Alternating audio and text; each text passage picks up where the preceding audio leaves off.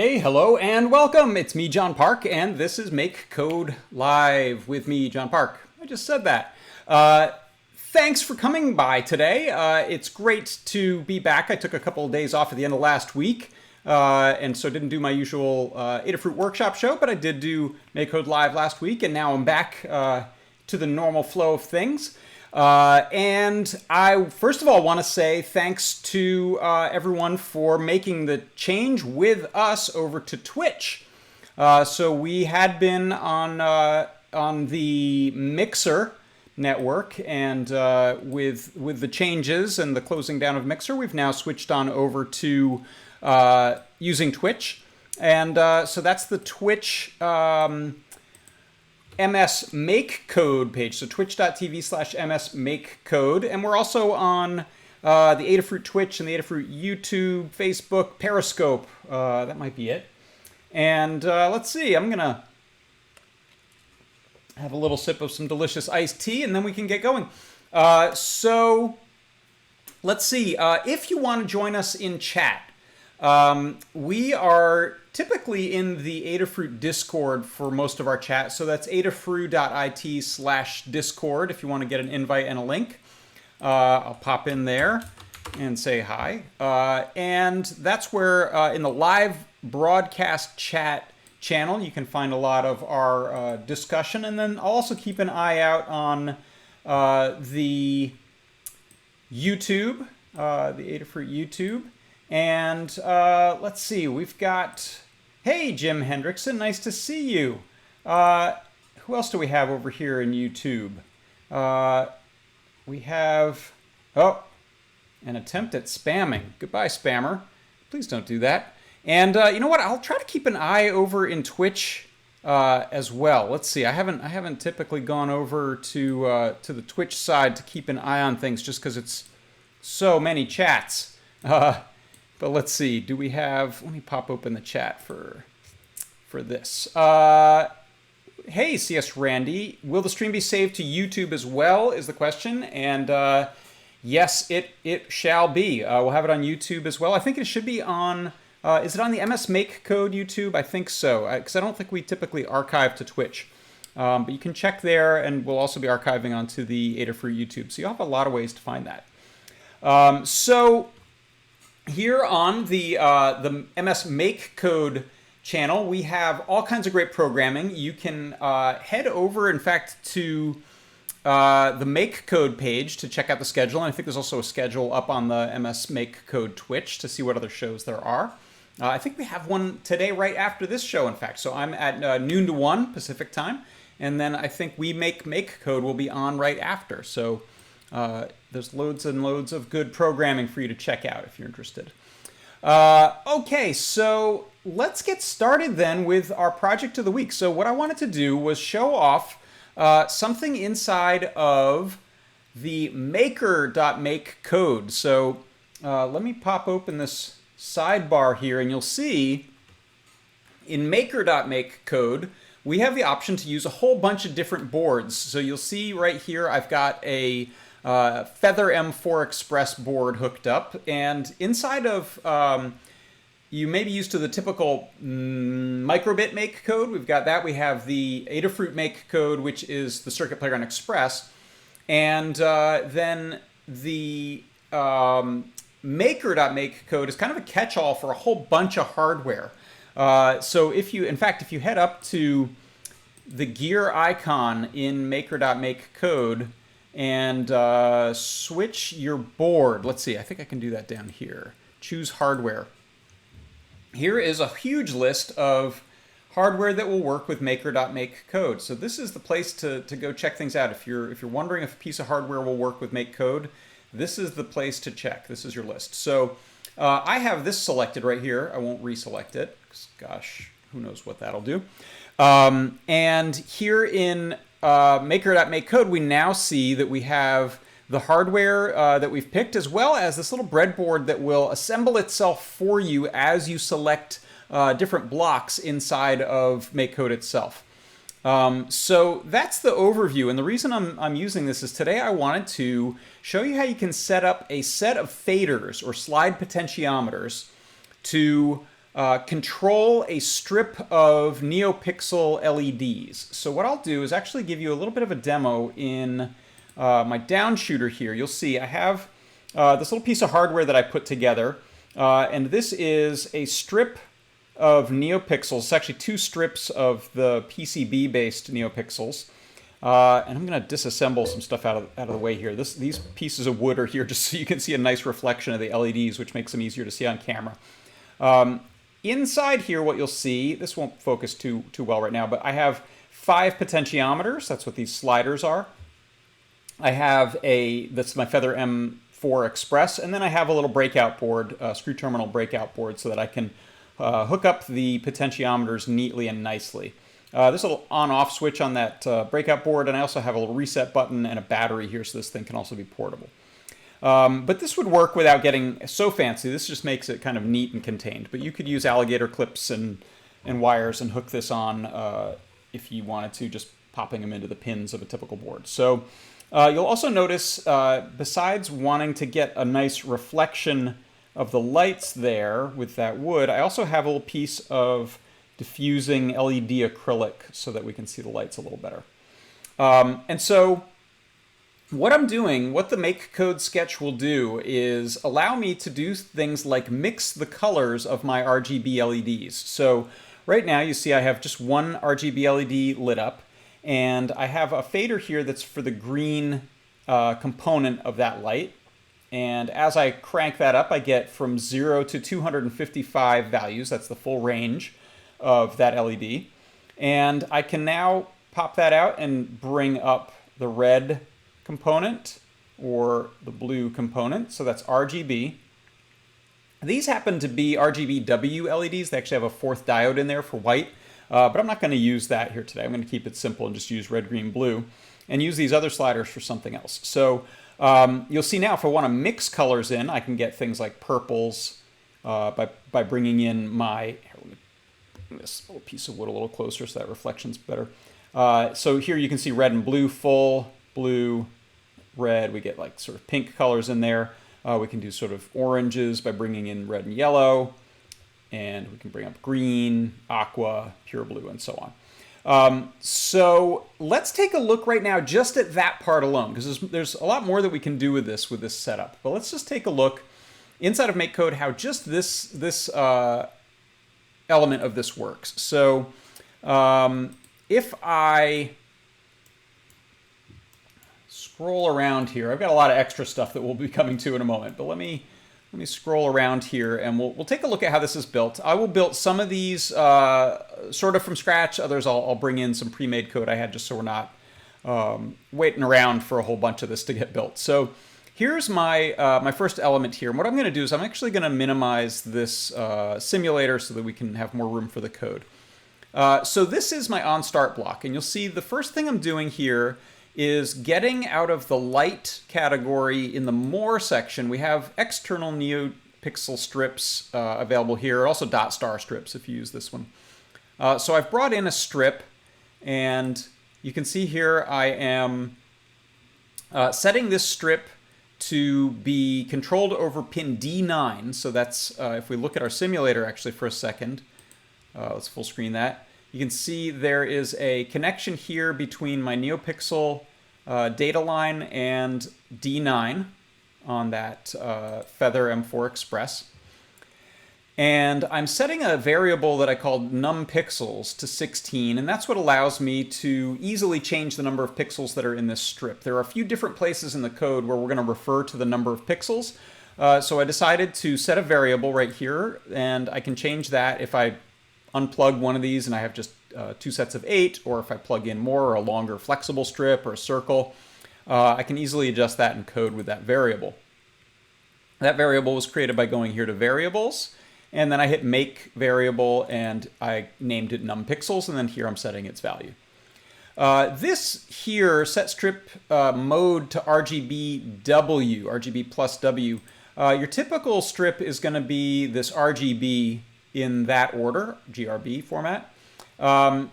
even though I really only want to use the red, green, and blue component of this Neopixel and not touch the white, I still need to send the data properly, and it won't send properly. We'll get weird results if we don't tell the microcontroller that the strip we're using has that white, that extra LED in there. So that came again from the light category under more, and down at the bottom we have this block here says set strip mode to RGB, and then when we bring that in we can switch that out to RGBW. I'm also setting the strip brightness, setting it to 20. And in some of the code, we'll actually be able to adjust that at a later point. Right now, all I'll be doing is setting that as kind of my maximum, which is actually pretty bright. And then as I dial in a component of one of those colors, we're actually going from 0 to that full brightness of just that color component. Then the next thing you'll see I'm doing here is calling in a function that's called startup. Now this didn't exist when I began this. I had to create this function. If we look here in the advanced section of the categories, there's a section called functions. And here you can click on make a function and make your own function. And I've used these before. You may be familiar with them. All they are is a discrete chunk of code that you can use to organize things. So it's a little easier rather than listing all of the things I want to do at startup in this one block. I had enough of them that I decided to push a few off to the side. So here's what they are. If we bring this block over here, this is my sort of subset of code, this function that I named startup. And what this is what happens when we first start up the program. Well, first of all, we set the pixels all off or to black. So that just turns everything off regardless of what had been happening before. And then this block, this is a for loop. So if we look under loops, there is a for index from 0 to 4. That's the default. I'm actually setting this from the index, which is a variable that's going to increment one time every time it runs through this. So this is a way to loop through something and each time add a number so that what we're going to do is actually light each pixel in a row as a cute kind of startup screen. Or startup animation, I should say. One second, I'm going to pop over here to the chat just to make sure there are any questions. Where'd my cursor go? There it is. I've lost the cursor. Okay, just checking Twitch. Yes, the Featherboard, CS Randy asks which Featherboard did you pick up. It's the Feather M4 Express I'm using for this. Both the Feather M4 Express and the Feather M0 Express work really well with MakeCode, so those are good choices. So in this for loop, I'm going to take this variable called index, and from starting at 0, which is sort of the first time through, up through to however many pixels I have. Remember that I set this earlier as a variable on startup, this num pixels. So, whoops, where'd it go? Come back. So this num pixels of 16, I'm reusing that number here. So again, if I ever changed the number of pixels that I'm using in the hardware, I don't want to have to go and find a whole bunch of different places to update that. So I'm relying on just setting it that one time right here where it's easy to remember to change. And then from then on out, I reuse that variable. So here you can see I want to go, all 16 of my pixels should get lit up one after another. Since this is an array that is indexed at 0, being the first one, we'll go from 0 up through the number 15. So that'll be our last one. Since I've indicated that I have 16 neopixels, I'm going to go from 0 to whatever that number is, whatever that variable, num neopixels, in this case it's 16, minus 1. And that's so that we don't go off to a 17th pixel, if that makes sense. And then what we're doing each time this loop runs through, all 16 times it runs through, is we are setting a pixel on that strip to the color, or rather we're setting the pixel at this index, so whichever number that is, the first time it's going to be 0, then 1, 2, 3, 4, 5, up through the 15th one, to be a color. So right now I have it set to going to this sort of a aqua or cyan color. Each time it lights one, we then pause for 20 milliseconds, so a little tiny pause, and then we light the next one. So why don't we switch over to that view? How about right here? So you can still see the code, but you'll see my Let me move the code over a little bit. You'll see my device that I built here. I'm going to just press the reset button. So I have a reset button broken out down here. And when this starts up, you can see it ran through and it lit up each Neopixel. I'll do that again. And I'll set all the pixels to black right now, or all the sliders to black or off. So you can see it ran through and it lit up all the pixels, and then it set one of them to a specific color that's being specified by the sliders right now. So one more time, there's our startup. Okay, so let's pop back to the main code view now, and let's see what happens after our startup. So remember, the reason the startup was being called was that in my onStart block, I run through all of these little pieces and then call that function. Once that function runs through, we're done and we're into sort of the heart of the program. And typically that is going to be a forever loop, not always, but often. And you see right here, I have nothing happening in my forever loop. So we'll build this up as if we're just dealing with one color element and one fader right now. So the question is, how do we read the fader or the slide potentiometer? And how do we then translate whatever that reading is into setting a red, a green, or a blue color value? So for this example, we'll start with just the red component. So the first fader is the one that we're going to use of these faders right here. So we're going to use this one to set red. You can see it's working right there. It's setting one of those pixels to red. So if we take a look at the ability to read an analog input inside of MakeCode, the way you can do this is in the categories here, down in the advanced section, we have pins. And so this is to read wires that are plugged into pins on the board. The potentiometer is essentially a voltage divider. It plugs into three things. It plugs into ground, it plugs into the voltage, the positive voltage on the board, in this case the 3.3 volt, and it has a wiper, the middle pin, that is being read on a pin. As we move that slider, it essentially increases or decreases the resistance, thereby changing the amount of that voltage from 0 to 3.3 volts that gets through. In this pins category, you'll see we have a block here that's the analog read pin, and then you can designate a pin. So if I want to read one fader, the way that I decided to do this was again in a function, but let's just make one from scratch right here. So what I'll do is I will set a variable to be the read of that that fader. So let's just, for demonstration purposes, we'll create a new variable. Make this new red fader. Okay, and so if I bring in this new variable, right now it's just going to set its value to new red fader value is 0. What we'll do is now go back to this pins section and grab that analog read pin at A0. So this presumes that I've plugged in my red fader into pin A0. If you look here, that is the case. If I look at the simulator, it's going to show that there is a variable analog read going into pin A0.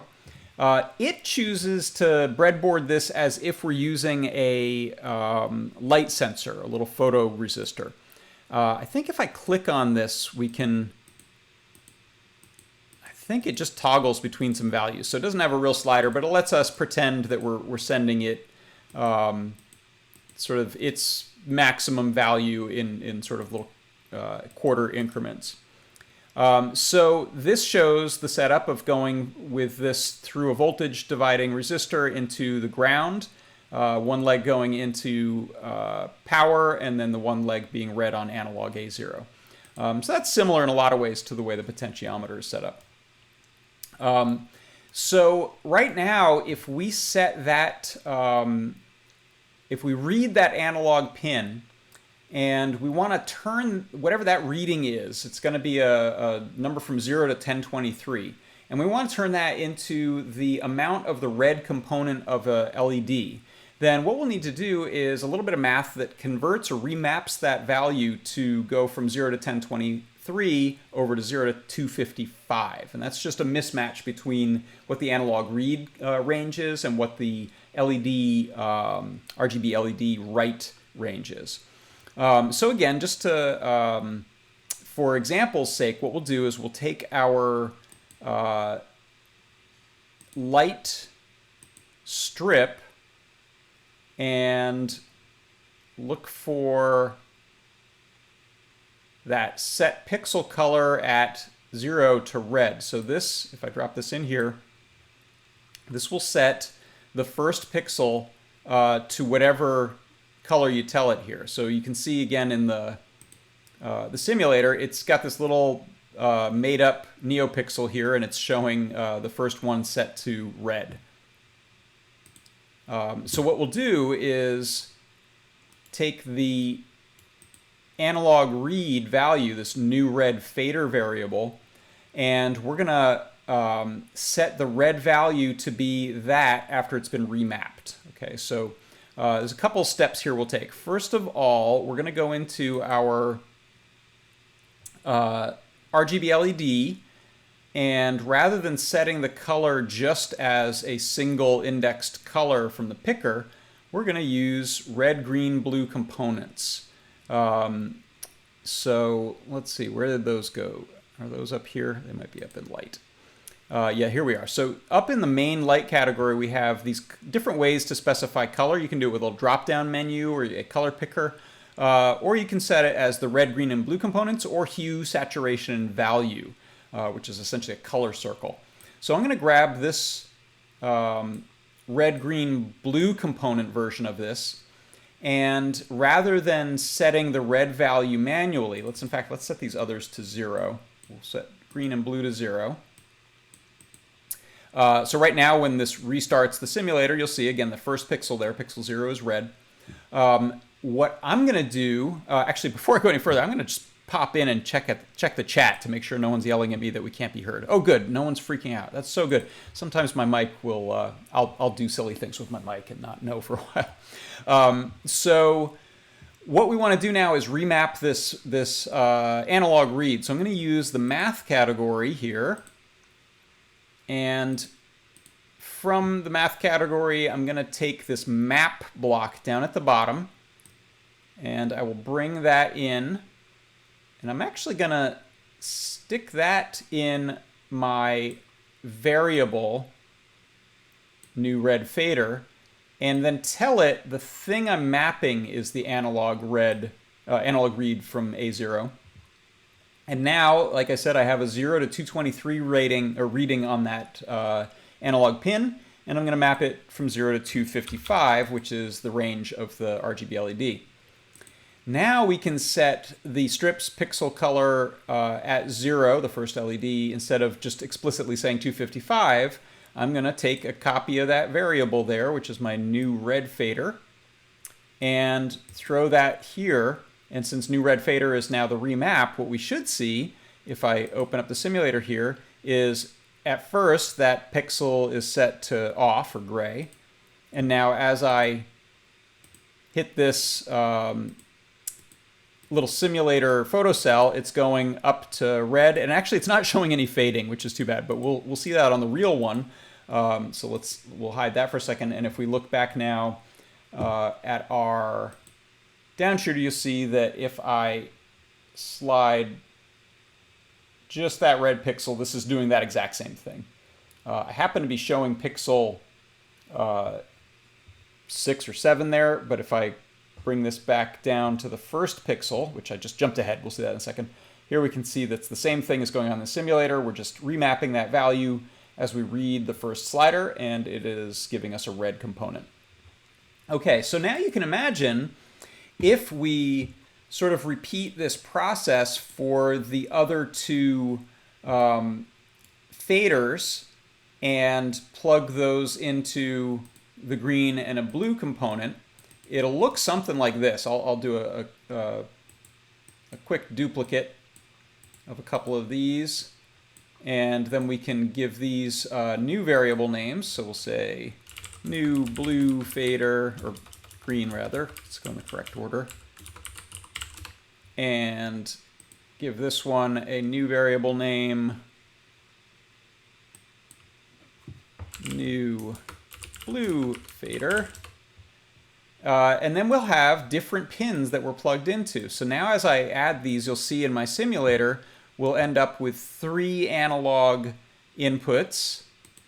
So these are now representing red, green, and blue as 3 faders that are plugged into A0, A1, and A2. We're already set with the remapping here, and then we just need to take a copy of these variables and place them into the red, green, and blue component and pick the proper variable names from the drop-down. Red, green, and blue. And now I'll pop open the large version of the simulator, and you'll see here I can add some green, I can add some blue, and some red.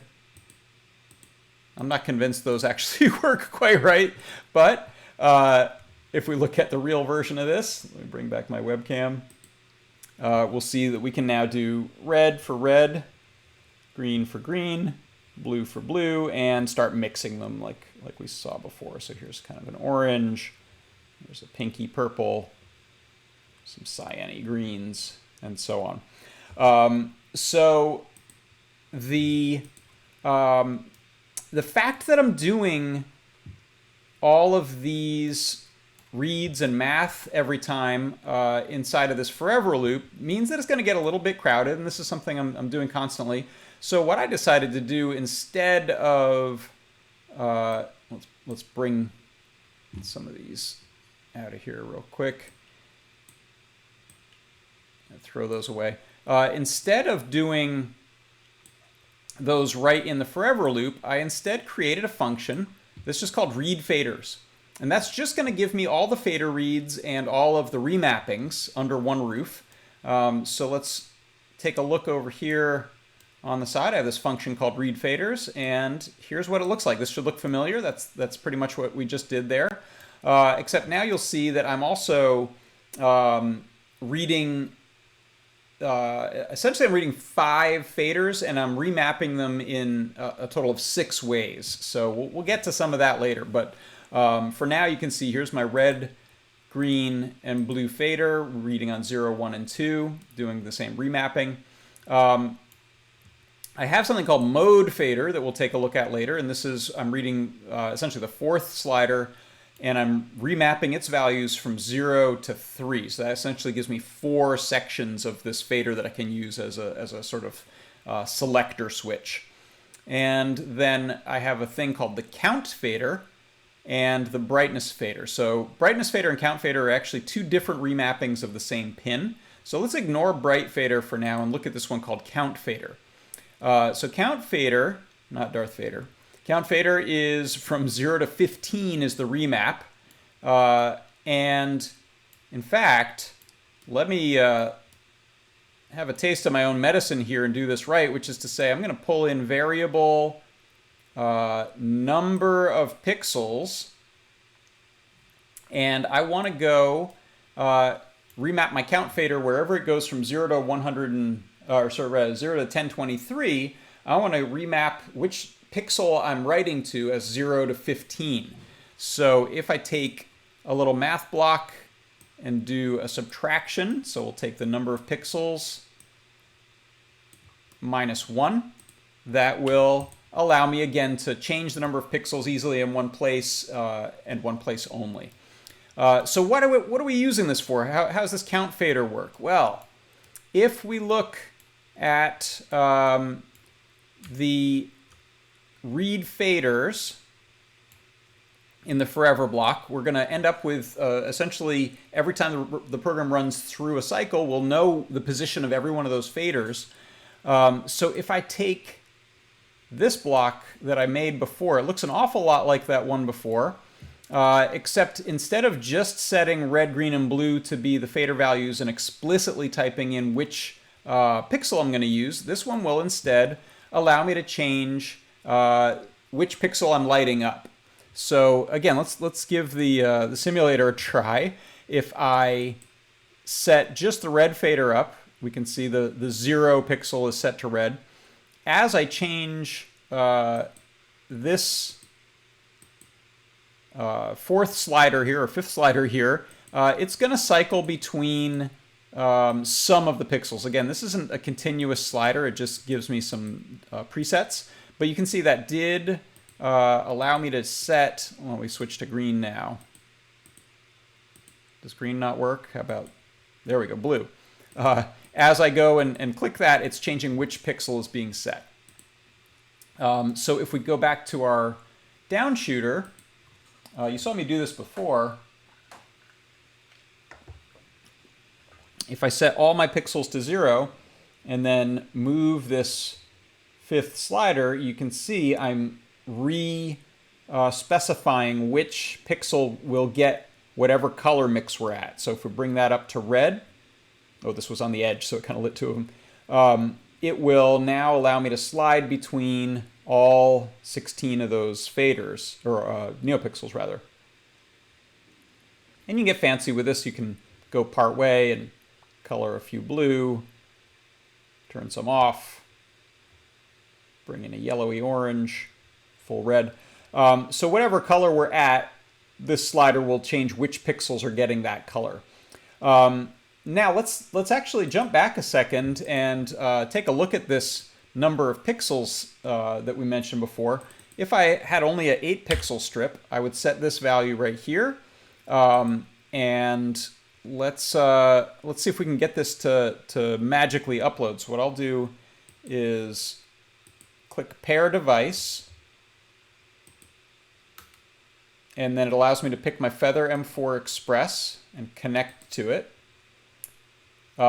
This is running in Chrome, which has Web USB, so it means I can write via Web USB directly to the microcontroller and reprogram it. And now if I hit download, it should push that program to the Feather, and it just did. So now it's also trying to download a copy of the UF2 file, which I actually don't need. So if we look now at my webcam down shooter, and let me restart, you'll see that it's actually only dealing with the first 8. It doesn't even know the second strip is there, so it actually has no ability to turn it on or off. That one is just kind of stuck in whatever last state it was in. We would need to cut power to this actually to turn those off right now, because I'm not sending any data to them. So that's the power of having that variable for the number of pixels, is that you can just set it in one place and forget it. So now let's go and take a look at the modes. So if you look at, in fact, I'm going to take a moment and just check in on the various chats. So let's check in over on Twitch. It seems like there are no questions. That's great. Let's pop back over to Discord. Looks like we are good. Yay. And I'll check out Facebook and YouTube while I'm at it. Hello, Dan and Alexander. Welcome. And let me find my YouTube. Yeah, the question from the Plaid Gamer, is this block coding? It is. It's Microsoft MakeCode, which uses Blockly as the underlying graphical interface, and it's all a custom system from Microsoft called MakeCode that works in a lot of different contexts, including with hardware, with arcade games, and MakeCode Arcade, in Minecraft, which I just started playing with, and it's way cool. So I'm excited to start learning more about Minecraft coding with MakeCode. Okay, so now let's have a look at, we have our function that reads faders, so we can minimize that with the little collapse block. We have our startup doing its thing. We'll minimize that. I'm going to set the number of pixels back to 16. And now I can collapse this. If you don't see a down arrow, you can still right-click and choose collapse blocks. So all that code will run, but it just won't take up space. Okay, so now what we're going to do is get into a sort of what am I using this fourth slider for. So I'm going to take these out of here and chuck them. Goodbye. And now I'm going to bring in some code that I already made, and I didn't want to build this from scratch, especially because I might just get it wrong and it wouldn't work. So let's make some extra space here and talk about what's going on. So I have my same forever block, and I'm still calling that same function to read the faders. So we're still getting the answers of what the 5 faders are up to and that sort of 6th remap. And then I'm now structuring this with an if, else, if block. So that comes out of the logic here. This is what it starts out life as, and you can go and add to it to make multiple conditions. If you remember the, let's pop this one back open. The 4th fader here, 4th slider, is called the mode fader. And whatever I read it as, I'm mapping it to just 4 values, 0, 1, 2, and 3. If you take a look at what I'm reading here in the forever if-else block, it is that mode fader.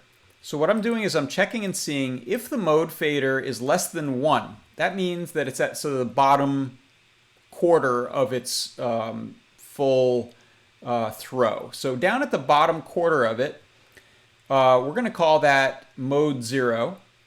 And when we're in mode 0, we use this exactly as I've shown, red, green, and blue color mixing, with that final fader allowing me to switch which pixel. What I decided to do is get a little fancy and add some other modes here, where if we are in, remember I said there's sort of 4 sections of the fader we can be in. If we're in the 2nd section from the bottom, that means we're greater than or equal to a value of 1 after that remapping. And we are less than a value of 2. Then what we're going to do is actually stop just doing color mixing of still pixels and instead play some animation. So what I do in this case is I show a frame of a preset animation, which is just a rainbow swirl animation. Pretty classic Neopixel animation. And then I begin using the 4th fader instead of as a position fader, I use it as the brightness fader. And that's why I'm remapping that 2 different ways. I'm getting dual use out of 1 fader. And if you think about it, this is actually how a lot of user interfaces work. If you think of a car stereo, you might have 2 knobs on it, and the right knob might change your tuner. But if you go into a settings mode, it might change the left-right balance or the front-back balance or bass and treble and mids. So this is a similar kind of thing. We have this 4th fader on here. It's the pixel selector when we're in mode 0, but in the other modes it actually is going to act as a brightness fader. So let's see that in action. If we actually, I have no idea if this will work in this simulator or not. Let's try it out. So I'm going to take the. It's trying to do something. There we go. So with the brightness fader set to something other than 0, I can then go through and pick different modes, and it's playing back some animations for us. Much more exciting is to see it on hardware. So let's pop back down to the down shooter here. I can clear it if I want. Oh, let's re-download the software first. This is going to be funny if I can't get that to work. So we'll reconnect. You'll notice the little download button here changes to a USB symbol when we've reset the board. So I'm just pressing the reset button on my board to put it into a sort of a bootloader mode so it can download the code. And then we'll hit download here. It should flash the board. Let me switch to down shooter. There you go. So you saw it just ran through its little startup. That's how I know we're sort of fresh. I can clear it because I'm in mode 0. Let me just close something real quick that popped open for that download. And now what we'll do is I'm going to set this to something other than 0 so that my brightness is up. when I switch modes and go to, boop, there's mode 1. So mode 1 is that rainbow animation. I can drop my brightness now to make that much more legible. If we get too bright here, that's hard to see. And this is, remember, this is with my overall brightness ceiling set at 20 out of a possible 255. So Neopixels are no joke. You can get really bright. So let's drop this back down to something a little more palatable. There we go. So that's mode 1. This, remember, was mode 0, where we're just changing individual pixels. So mode 1, rainbow. What about the other modes? What else have we done in here? Let's take a look back at the code. Since I have set this up with, somewhat arbitrarily, I've set it up with 4 modes. We could probably get away with 8 modes, 16 modes. At some point, it'll be hard to find the section you want on the slider, since it doesn't have any clicks or détentes in it. It just slides freely. So you might end up with problems setting up too many little subdivisions in there. But it's certainly possible. But I've got these 4. So the first one I did was a rainbow, and then I just repeated the same sort of thing here. We've got, let me move this simulator out of the way. If we're in that third band, which is greater than or equal to 2 or less than 3, then we're setting a sort of blinking theater chase. I think it might be the name of that one. Does it name it? Let's hover. Theater chase, yeah. Same sort of thing. We can set the brightness with the brightness fader. And then the final one is if the mode fader is greater than or equal to 3, that means we're in the top quarter of the range. And we will set this, what's his name? This one is color wipe, and it's a wipe between blue and off. So let's try those out. Let's go to the down shooter. And here's the second mode, which is the theater chase. It's like a marquee running around a theater sign. Crank up the brightness. You can probably see that on my face or in my glasses. Yeah. And now bring that back down. We'll go to, this is that wipe. So it wipes up a color and it wipes it off. Now, if we want to, we can explore some modifications to this. So we already know, let me first of all go back to a expanded block view, and I'll format the code just by right-clicking. It gives me a sort of neater version. And hey, it looks like it fits mostly around my head, which is nice. So actually what I'll do is let me ask, are there any questions that anyone has about this, or how you might adjust or modify this? So I'll check the various chats real quick. Is the program available? That is an excellent question. I think that's Thomas Ball at Microsoft. Let me make it available right now, and I'll show you how you do that. This is one of the many cool things about MakeCode, is that I've got this code here, and I've given it a name, 5 faders. Let me rename this to MakeCode live 5 faders. And what I can do now is hit this share button. I will click on Publish Project. And now you'll see there's a QR code that you can take a picture of. And there's also a URL there. So if I click on this to expand, anyone watching this video, you can point a webcam if you have one that's on a wire, or you can use a mobile device, and that'll take you to the URL of this code. And since I copied that URL, I can now go into let me pop open the Twitch window real quick here. And sorry, I'm not showing this, so you're just hearing. Hey, Tom Ball. Yeah, thank you. Thank you. Tom is one of the creators and overseers, and I don't know what your official relationship is to MakeCode other than deep in it, and thank you. I love MakeCode. So Tom Ball, you're probably researcher? Are you a senior research scientist? I'm sorry, I don't know your title. But Tom Ball is one of the excellent people behind Microsoft MakeCode, so thank you. And let me paste that into the other chats. Almost there. Here it comes to YouTube.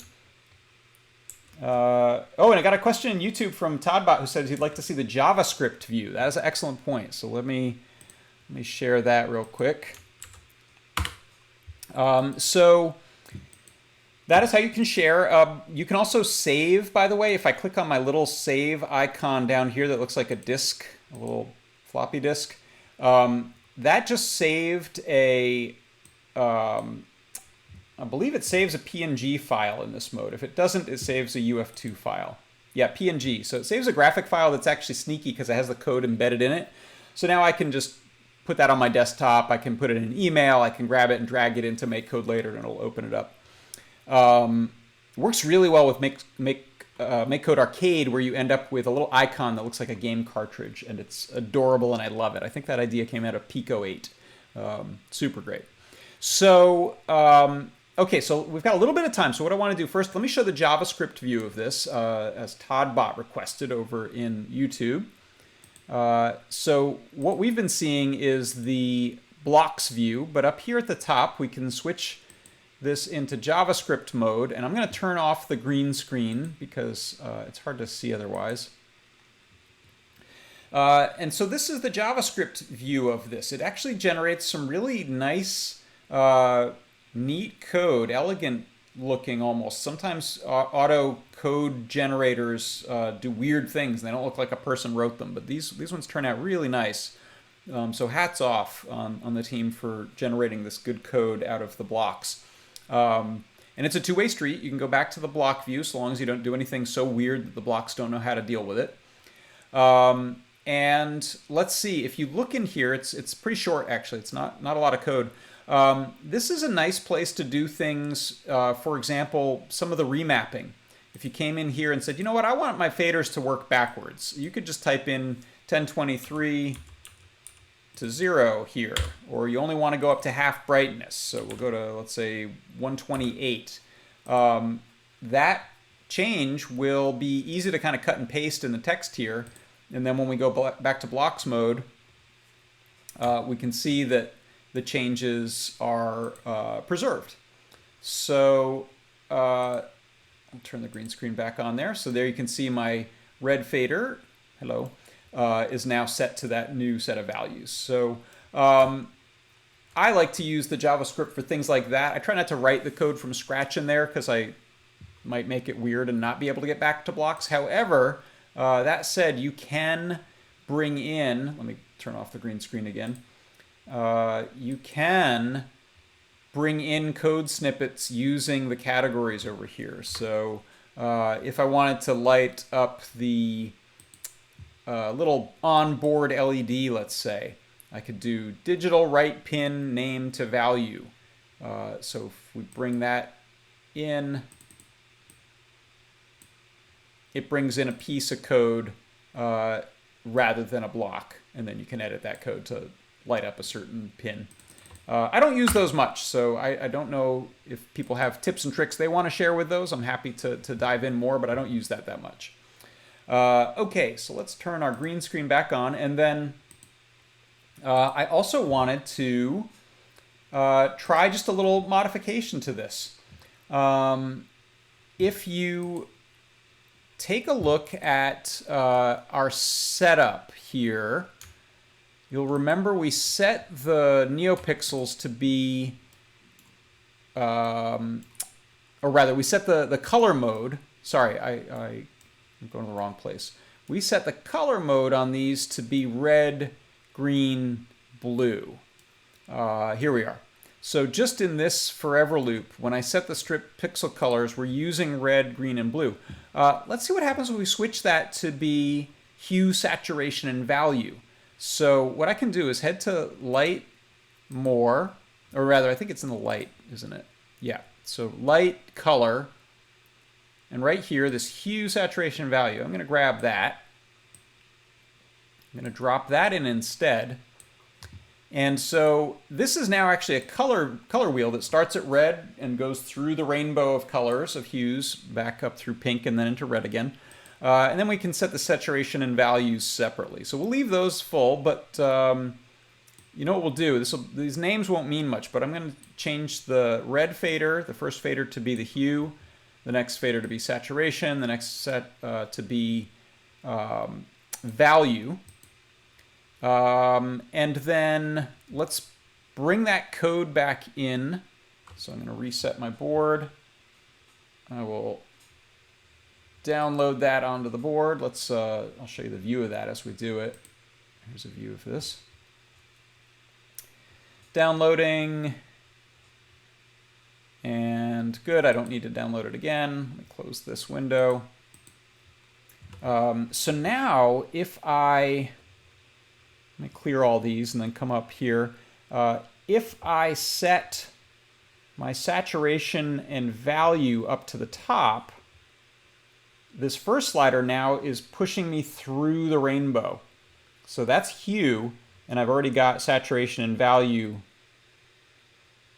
taken care of. Let me drop those down so it's not quite as bright. Can I get it that way? Let's see. We'll set the saturation high. And there you can see I'm pushing my way through a color wheel with the first slider. So this is no longer red, green, and blue. And that's a easy modification to make. You can see I'd want to change my variable names there so they make more sense. But that's just a sort of quick example of a way that you could modify this. By the way, there's undo in here. So let's see how well that works on this change I've made. You can see it works its way through everything I've changed. Do we have enough undos? It stored every one of those number changes, or sort of an increment of them. Let's see if we can get back. Can we do it? There? Yes. Okay. So that's back to the way it was. It's back to normal. And the other change I wanted to do is just let's add one more mode. So I'll change my mode fader to go up to 4. So now it'll be 5 possible modes. And then I'll change my forever loops if-else block here to add one more else if. It would work the way it wanted to, but I like to keep it consistent. So I'm going to duplicate this and say this is what happens when it's greater than or equal to 4. And I'm going to duplicate this one here to reuse it in the 4th case. And that's from 3 and greater to less than 4. So then inside of this this last one, just because we don't have a lot of time, I'll just do yet another animation, but we could do something wildly different with that if we wanted to. And so now we'll set a frame of this sparkle animation here, and we'll use the other fader still for brightness.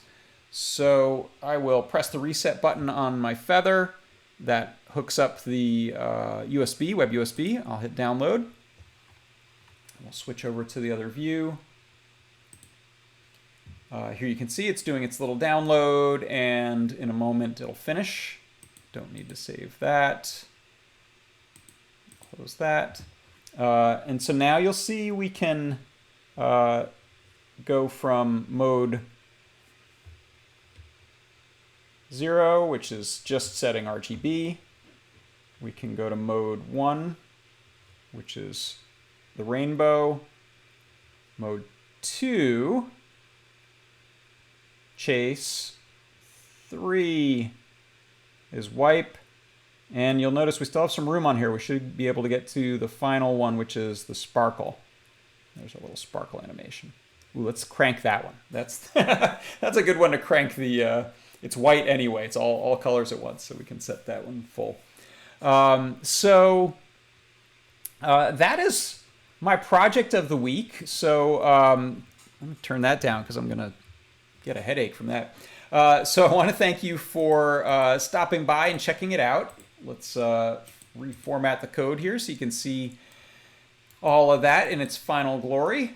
Doesn't take much. It's pretty simple code, and if you like puzzles and problem solving and visual thinking, this is a great way to do it. I love the visual and sort of visceral physical logic flow of building up your code inside of MakeCode because of the way the blocks work.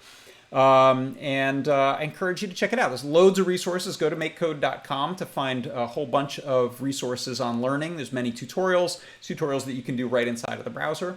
And we got all these great videos for you to watch. So speaking of which, MakeCode is going to be doing a video up next on the twitch.tv/msmakecode. And I should be back with yet another one next week. So watch the blog and watch the schedule for that. For Microsoft MakeCode and Adafruit, I'm John Park, and this has been MakeCode Live with John Park, me. Thanks, everyone. See you next time.